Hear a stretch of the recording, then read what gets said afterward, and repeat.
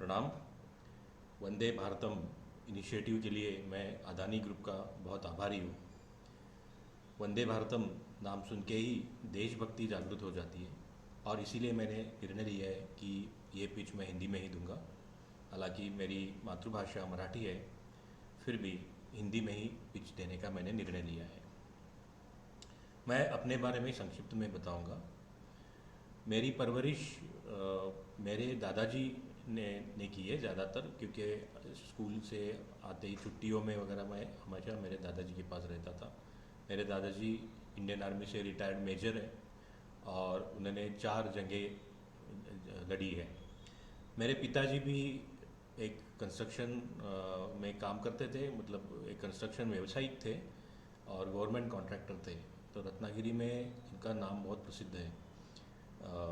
इन्होंने उन्होंने जो भी बिल्डिंगें बनाई है वो सब ईमानदारी से बनाई हुई है और इसी के लिए उनका नाम जाना जाता है। तो ऐसी मेरी परवरिश हुई है। मेरा बचपन देशभक्ति के गीत सुन के ही बीता है, तो मेरी उसी तरह से परवरिश हो चुकी है। माफ़ कीजिएगा, मेरी हिंदी थोड़ी कमज़ोर है क्योंकि मेरी रोज़मर्रा की भाषा ये नहीं है। मेरा एजुकेशन जो है वो मैंने डिप्लोमा किया है इलेक्ट्रॉनिक्स एंड टेलीकम्युनिकेशन में। वैसे पढ़ाई में मेरा ज़्यादा रुचि नहीं थी। बचपन से ही मैं ऐसे ही चीज़ें तोड़ मरोड़ के उसको वापस जोड़ने की मेरी आदत रहती थी। तो इलेक्ट्रॉनिक्स में मेरी ज़्यादा रुचि थी, तो इसलिए मैंने डिप्लोमा ज्वाइन किया 10वीं के 12वीं के बाद। और उसके बाद मैंने मुझे ज़्यादा डिग्री में रुचि नहीं थी, फिर हालांकि मुझे एडमिशन मिल रहा था, फिर भी मैंने कुछ कारणों की वजह से मैंने नहीं ली। तो मैंने 1998 में IBM में एक कोर्स ज्वाइन किया और जहाँ से मैंने जो एक बीटेक की इक्विवेलेंट सॉफ्टवेयर इंजीनियरिंग कोर्स पूरा किया। तो वहीं पे मैंने कुछ दिन के लिए नौकरी की, काम किया IBM में। और उसके बाद मैंने NIIT ज्वाइन की। तो NIIT में मैं एक एडवांस्ड कोर्स का शिक्षक था 1 साल के लिए। और उसी दौरान मैंने उन्हीं के ज़रिए आर्मामेंट रिसर्च और MIT कॉलेज ऐसे कॉरपोरेट लेक्चर्स मैंने कंडक्ट किए थे। उसके बाद मेरे जो भाई थे छोटे, तो वो तो US से चले गए। तो रत्नागिरी में मेरे माँ बाप के साथ मेरी बहन की भी शादी हो गई, तो रत्नागिरी में मेरे माता पिता के साथ कोई नहीं था। तो इसलिए मैंने वापस रत्नागिरी में आने का निर्णय लिया। रत्नागिरी में आते ही मैंने कुछ साल के लिए मेरे पापा के बिज़नेस में हाथ बटाया। उन्होंने गवर्नमेंट कॉन्ट्रैक्टिंग छोड़ दिया था और प्राइवेट सेक्टर में उन्होंने कंस्ट्रक्शन बिजनेस, मतलब बिल्डर और डेवलपर थे। तो कुछ सालों के लिए मैंने उनके साथ हाथ बटाया। तो मेरे पापा का ये कहना था कि तुम कंप्यूटर के मतलब पुणे में जाने माने रह चुके हो, एक शिक्षक रह चुके हो, तो क्यों ना एक इंस्टीट्यूट खोल लेते हो। तो मैंने अपने पापा की बात मानी और मैंने एक रत्नागिरी में एजुकेशन सेंटर, सब डिजिट एजुकेशन सेंटर नाम से एक इंस्टीट्यूट खोल ली। तो मैंने ये जाना कि रत्नागिरी जैसे छोटे शहर में एडवांस कोर्स नहीं कोई लेता नहीं था। हालांकि इंजीनियरिंग कॉलेजेस थे 2, फिर भी यहाँ पे कोई एडवांस कोर्स, जैसे उस वक्त मैं ईयर 2000 की बात कर रहा हूँ जब वाजपेयी जी की गवर्नमेंट थी, तब इस शहर में कोई जावा नहीं सिखाता था, ना ही कोई सर्टिफिकेशन कोर्सेज लेता था। जैसे सन सर्टिफाइड जावा है, फिर Microsoft certified software developer MCSD। तो मैं खुद MCSD और सन सर्टिफाइड जावा प्रोफेशनल हूँ। तो ये सोच के मैंने वो इंस्टीट्यूट शुरू की और उसको अच्छा रिस्पांस मिलने लगा। 7 साल तक मैंने वो इंस्टीट्यूट चलाई और उसके बाद मेरे हाथ से थोड़ी सी एक गलती हो गई। गलती ये हुई कि मेरे को एक जॉब ऑफ़र आ गया, क्योंकि मेरा नाम रत्नागिरी में काफ़ी अच्छा था, क्योंकि मेरी इंस्टीट्यूट एक ही इंस्टीट्यूट थी जो ऐसे एडवांस कोर्स सिखाती थी। तो उसको नज़र रखते हुए यहाँ की एक लोकल कंपनी ने मुझे एक जॉब ऑफ़र किया। तो मेरा ध्यान उस जॉब पे ही चला गया, क्योंकि उनका भी एक मतलब एक मोटिव था, मोटिवेशन था उस कंपनी का कि रत्नागिरी में कोई सॉफ्टवेयर कंपनी, अच्छी सी सॉफ्टवेयर कंपनी शुरू की जाए। तो उसको ध्यान में रखते हुए मैंने अपना इंस्टीट्यूट बंद कर दिया और वो जॉब शुरू कर दिया as a CTO, chief technology officer. उसके बाद वो कंपनी का परफॉर्मेंस इतना नहीं रहा, अभी भी वो कंपनी शुरू है लेकिन मैंने क्विट कर दिया 2 साल के बाद। और फिर उसके बाद मैंने निर्णय लिया कि मैं खुद अपना ही बिजनेस शुरू करूँगा सॉफ्टवेयर में। वैसे ही हालांकि इन सालों में मेरा छोटा मोटा सॉफ्टवेयर डेवलपमेंट शुरू था, मतलब मैंने सॉफ्टवेयर डेवलपमेंट कभी बंद नहीं किया था। मेरा IT डेवलपमेंट, कुछ ऐप्स वगैरह, रत्नागिरी पुलिस के लिए मैंने एक एप्लीकेशन तैयार किया था। और एक छोटी कंपनी थी, उनके लिए मैंने एप्लीकेशन जावा में तैयार किया था। तो यह मेरा काम सॉफ्टवेयर डेवलपमेंट का था, वो तो शुरू ही था। और उसके बाद मैंने सोचा कि रत्नागिरी जैसे शहर में सॉफ्टवेयर इंस्टीट्यूट तो मेरी बंद हो गई थी। और तब तक महाराष्ट्र में MKCL नाम की एक गवर्नमेंट की कंपनी थी, तो उन्होंने बहुत पूरा सॉफ्टवेयर एजुकेशन का जो IT एजुकेशन का जो सेक्टर था वो उन्होंने पूरा ऑक्यूपाई किया था। तो उनके सामने मैंने सोचा कि मैं टिक नहीं पाऊँगा, तो मैंने वो अपना सॉफ्टवेयर इंस्टीट्यूट बंद कर दिया। लेकिन मेरा सॉफ्टवेयर डेवलपमेंट शुरू ही था। तो उसके बाद मैंने सोचा कि मेरे पास 600 स्क्वायर फीट की जगह थी रत्नागिरी के मेन मार्केट में, म्यूनसिपैलिटी की जगह थी जो हम लोगों ने लीज पे ली थी। तो वहाँ पे मैंने एक रिटेल शोरूम शुरू कर दिया, जहाँ पे मैं लैपटॉप्स बेचता था। Laptops, television, electronics, basically mobile phones, laptops, television, digital camera उस वक्त ज़्यादा डिमांड में आ गए थे, क्योंकि मोबाइल में इतने अच्छे कैमरे नहीं हुआ करते थे। तो डिजिटल कैमरे का थोड़ा सा वो एज चालू था 2010 से लेके 2018-19 तक। तो शोरूम काफ़ी सक्सेसफुल रहा। लेकिन उसके बाद म्यूनसिपल 2019 में तक काफ़ी सक्सेसफुली चल रहा था शोरूम हमारा। 2020 में कोविड आया और उस वक्त फिर से मेरा नुकसान हो गया। और एक तो कोविड की वजह से शोरूम बंद रहा, तो 90 डेज़ का शेल्फ लाइफ रहता है किसी भी इलेक्ट्रॉनिक्स का, उसके बाद उसका वारंटी शुरू हो जाता है। तो और दूसरी बात, जो हमारा शोरूम था उसको रूफ पे लीकेज शुरू हो गया था, पूरा उसका छत गिर गया। और तीसरा कारण ये रहा कि वो म्यूनसिपैलिटी का था, तो म्यूनसिपैलिटी में कुछ पॉलिटिकल चेंजेस होने की वजह से ये जो लीज पे जो शॉप्स थे वो सबको छोड़ने पड़े। तो मेरा 2020 में सब कुछ फिर से बिजनेस चौपट हो गया।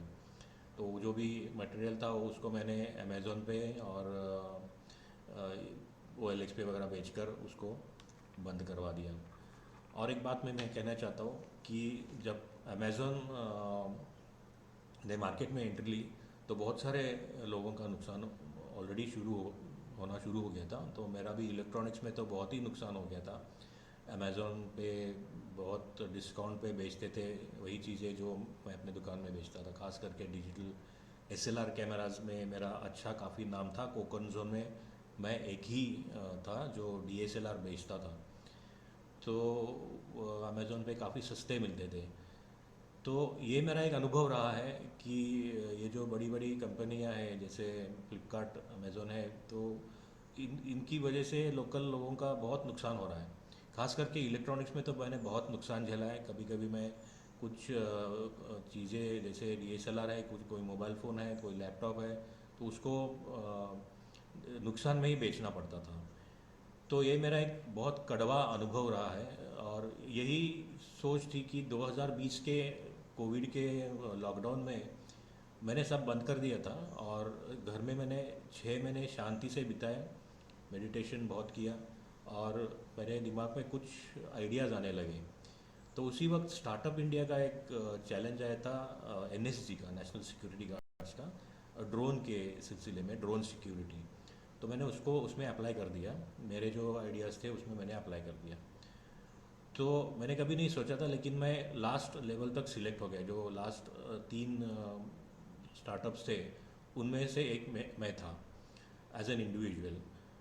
तो दिल्ली में मुझे बुलाया गया और मेरा प्रेजेंटेशन मैंने वहाँ पे दे दिया।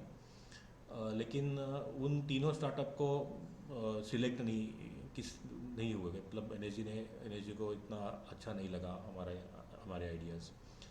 लेकिन वो मोमेंट मेरे लिए बहुत इम्पोर्टेंट था, क्योंकि उस मोमेंट में मैंने रियलाइज़ किया था कि मैं कुछ कर सकता हूँ, अभी भी मैंने कुछ खोया नहीं है। और वो मेरे लिए एक मतलब एनलाइटनिंग मोमेंट था। और तभी एक छोटा 2021 में फिर से एक छोटा लॉकडाउन हुआ। तो मैंने और मेरे कुछ दोस्तों ने मिलके आइडिया मतलब आइडिया जैमिंग जिसको बोलते हैं वो शुरू किया। तो मैंने रियलाइज़ किया कि बड़े बड़े कॉरपोरेट जैसे ये कंपनियां हैं, फ्लिपकार्ट है, ब्लिंकिट है, उसकी वजह से काफ़ी सारा नुकसान लोगों को हो रहा है, जॉब्स की कमी हो रही है। और कुछ ना क्यों ना कुछ हम ऐसा करते हैं जिससे लोगों को रोज़गार मिले और और उनका नुकसान नहीं। जैसे छोटे व्यापारियों का जो टियर 2, 3, 4 सिटीज़ में रहते हैं और शहरों में और गांव में रहते हैं।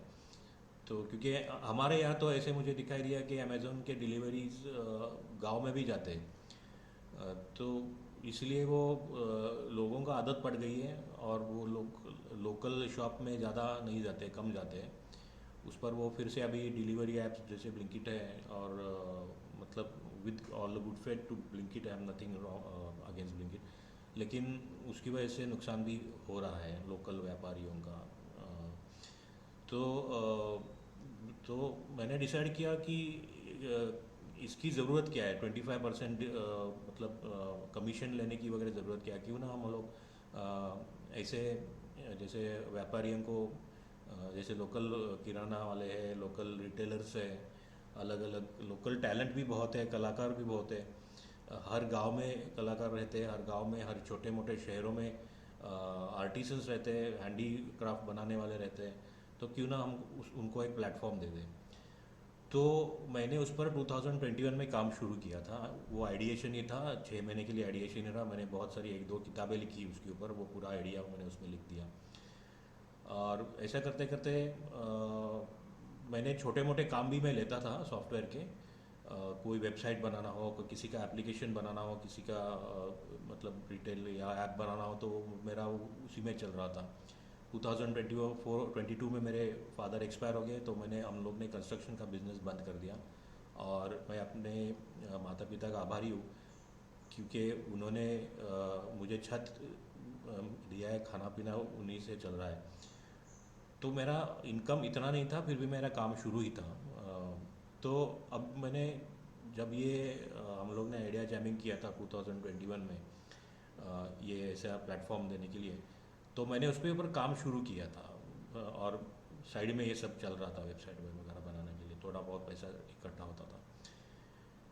लेकिन कुछ वक्त के बाद हम लोग का एक टीम बना हुआ था 3-4 लोगों का, वो बाकी सब बिखर गए, मैं अकेला ही रह गया। तो मैंने अकेले ही करना शुरू कर दिया था। 2022 मेरे डैड के एक्सपायरी के बाद उनका जो कंस्ट्रक्शन बिजनेस का जो कुछ भी थोड़ा बहुत बाकी काम था वो मैंने निपटा लिया। 2023 उस तक 1 साल उसमें चला गया। टैक्सेस वगैरह वैसे जो भी कुछ ऑफिशियल वर्क जीएसटी वीएसटी था वो सब मैंने निपटा लिया और पूरा बंद कर दिया उसको। पूरे जो भी छोटे मोटे काम बचे हुए थे आखिरी बिल्डिंग के, तो मैंने वो पूरा कंप्लीट करके बंद कर दिया। और 2023 उसमें चला गया। 2024 से मैंने वापस इस प्लेटफॉर्म पे काम करना शुरू कर दिया। और तब तक एआई, चैट जीपीटी वगैरह बहुत आ चुके थे इस इंडस्ट्री में, आईटी इंडस्ट्री में भी। तो मैंने प्लेटफॉर्म बनाया था पूरा, मतलब कोडिंग वगैरह सब शुरू किया था, एक बेसिक स्ट्रक्चर तैयार हो गया था। तो मैंने उसको डेवलप करना शुरू कर दिया। तो ये मेरा साइड हॉबी बना हुआ था 2024 में। मतलब अभी उस वक्त तो मैं हॉबी बोलूँगा, क्योंकि मेरा बेसिक काम भी चालू था। तो अब वो अभी इतना डेवलप्ड हो गया है पूरी तरह से कि उसको मैंने सोलो पूरी तरह से अकेले डेवलप किया हुआ है। और प्लेटफॉर्म पे कोई हम लोग मतलब कोई कमीशन नहीं लेते, खाली सब्सक्रिप्शन पे चलता है। उसमें पूरा एआई बैकएंड है, 27 एआई एजेंट्स बैकएंड पे काम करते हैं। मेरा ये प्रयत्न रहा है कि बैकएंड जो भी मतलब बैकएंड ऑफिस जो काम करता है किसी कंपनी के लिए, किसी सर्विस प्रोवाइडर के लिए, वो कम्प्लीटली ज़ीरो हो, ताकि कोई भी उसको हैंडल कर सके। कोई भी जिसके पास स्टाफ रखने की कैपेसिटी नहीं हो, पगार देने की कैपेसिटी नहीं हो, ऐसे कोई भी एंटरप्रेन्योर उसको हैंडल कर सके। और हालांकि जो कि इसमें कमीशन नहीं लेते, इसलिए उसका थोड़ा सा जो भी इनकम रहेगा वो कॉरपोरेट ऐप से थोड़ा कम ही रहेगा। तो यही हमारा मेरा खुद का मिशन बना हुआ है अभी। और जैसे कि मैंने अभी अपने पीडीएफ पिच मैंने अपलोड किया, उसमें मैंने सब कुछ दिया हुआ है। सो अब ये पूरी तरह से बन चुका है। अभी टेस्टिंग मोड फेज़ में, क्लोज टेस्टिंग उसका चल रहा है। जब भी वीडियो बना रहा हूँ, शायद अगर मैं सिलेक्ट हो गया तब तक वो प्ले स्टोर पे आ चुका रहेगा और कुछ व्यापारी जुड़ भी रहे हुए। सो मातृका नाम से मैंने ये पूरा इकोसिस्टम बना हुआ है। मातृका इसलिए मल्टी एजेंटिक आर्किटेक्चर, तो मैंने उसको मातृका नाम दे दी है। तो मेरा तो एक्चुअली ये था कि मैट्रिक्स उसको नाम दूँ, लेकिन वो मैट्रिक्स नाम प्ले स्टोर भी गया नहीं मिला और वेबसाइट भी नहीं मिला उसका। सो मैंने उसको मातृका नाम दे दिया, like a mother, you know. जैसे एक माँ सब अपने उन बच्चों को संभालती है जो वीक है, तो यही मेरे दिमाग में था कि जो वीकर सेक्शन है सोसाइटी का, जो कॉरपोरेट्स के सामने टिक नहीं पाता, तो उनको कोई सहारा दे दे।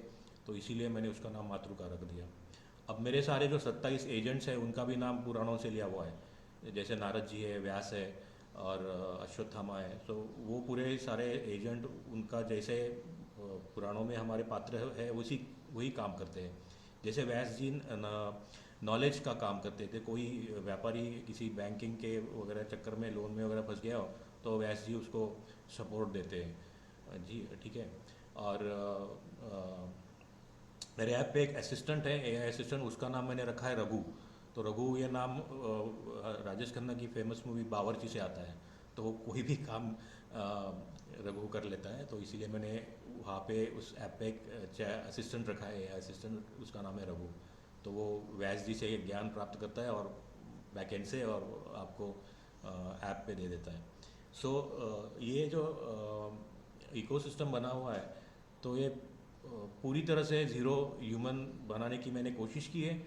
हालांकि जो भी ह्यूमन इंटरफेरेंस जहाँ भी रहता है वो तो है ही। सो मिनिमम ऑफिस, मेरे कहने का मतलब है मिनिमम इसका मतलब स्टाफ का इसमें यूज़ होगा। तो ह्यूमन इंटरफेरेंस तो रहेगा डिसीजन लेने के लिए। सो कम से कम स्टाफ में ये ऑपरेट होगा। जैसे कि फॉर एग्जांपल अकाउंटेंट एक है, मेरा एजेंट है, हमने बना हुआ है। तो वो अकाउंटेंसी के रिपोर्ट्स पूरे बैकएंड से लेता है और अकाउंटेंसी का रिपोर्ट तैयार करता है। तो खाली उसको चेक करने के लिए एक अकाउंटेंट रहेगा बस, उसका कोई सीए वगैरह रहेगा कोई पोस्ट का। सो मेरा प्रयास रहा है, पता नहीं शायद कुछ सालों में ज़ीरो ह्यूमन ऑफिस पॉसिबल हो जाए। लेकिन ज़ीरो ह्यूमन ऑफिस भी पॉसिबल हो सकता है, लेकिन ज़ीरो कम्युनिकेशन सोसाइटी हमारी नहीं रह सकती, because we are human beings.